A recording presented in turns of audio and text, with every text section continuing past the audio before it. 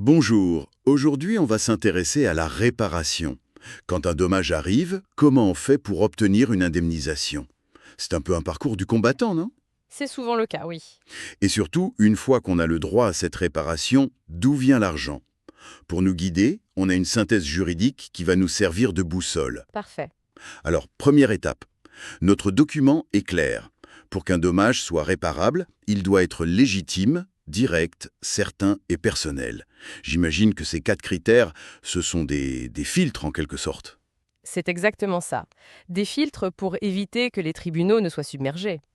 Le critère certain, par exemple, ça empêche quelqu'un de dire peut-être que cet accident va me causer du stress dans 10 ans, alors payez-moi tout de suite. Oui, c'est tout à fait l'idée, c'est un garde-fou.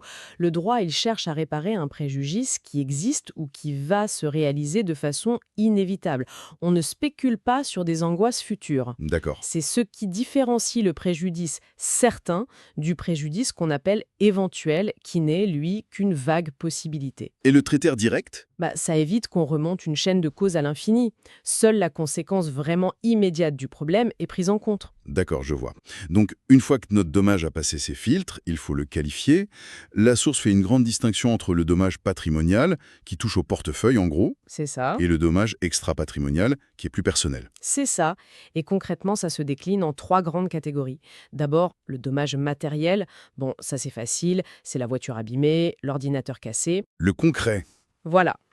Ensuite, le dommage corporel. L'atteinte à la santé, à l'intégrité physique. Et enfin, le dommage moral, qui est plus impalpable.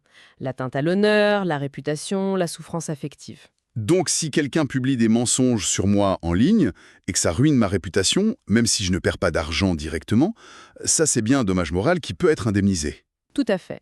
C'est une atteinte qui est reconnue par les tribunaux parce qu'elle affecte directement votre bien-être, votre considération. Il y a un passage dans la source qui m'a vraiment interpellé. C'est celui sur le préjudice environnemental. Ça a l'air d'être un vrai casse-tête juridique. Ah oui, c'est un domaine fascinant. Je veux dire, on peut indemniser une personne, une entreprise, mais comment on fait pour indemniser une forêt ou une rivière? Elle n'a pas de compte en banque. C'est une excellente façon de voir les choses. C'est une construction juridique. Comme l'écosystème n'a pas de personnalité juridique pour agir, la loi désigne des gardiens, l'État ou des associations, des ONG. Des porte-paroles pour la nature, en quelque sorte. Exactement. Et ce qui est fondamental ici, c'est la méthode de réparation. La priorité absolue, c'est la remise en état. On doit réparer en nature. Ah oui, Les dommages et intérêts, l'argent donc, ce n'est qu'une solution de dernier recours. Si on ne peut vraiment pas replanter la mangrove ou dépolluer la plage. logique. Mais pour un dommage corporel, on ne peut pas remettre en état une personne.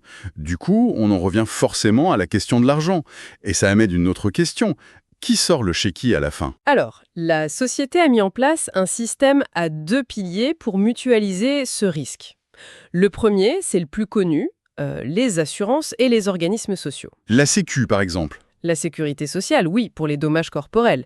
Et bien sûr, le contrat d'assurance privé, où l'assureur couvre le sinistre contre le paiement d'une prime. C'est le principe de prévoyance. D'accord, l'assurance, ça c'est le système classique. Mais qu'est-ce qui se passe si le responsable s'enfuit après un accident ou s'il n'est pas assuré? La victime se retrouve sans rien. C'est là qu'intervient le deuxième pilier, celui de la solidarité. Ce sont les fonds de garantie. Le filet de sécurité? Précisément. Ils interviennent quand le responsable est inconnu ou non rassuré. On a par exemple le FGAO pour les accidents de la circulation ou le FGTI qui indemnise les victimes d'actes de terrorisme. C'est la collectivité qui prend le relais pour que la victime ne subisse pas une double peine. Donc si on résume, on a vu ce parcours, les 4 conditions pour qu'un dommage soit reconnu, les différentes catégories de préjudice et enfin ce double mécanisme de l'assurance et de la solidarité qui garantit la réparation. Et pour nous laisser sur une dernière réflexion, la source mentionne que certains contrats d'assurance ont des clauses pénales qui fixent l'indemnisation à l'avance. Et ça m'amène à me demander, est-ce qu'on peut vraiment quantifier, par avance, la valeur de n'importe quel dommage? Surtout quand il s'agit de la souffrance morale d'une personne ou de la destruction d'un écosystème unique. La question reste ouverte.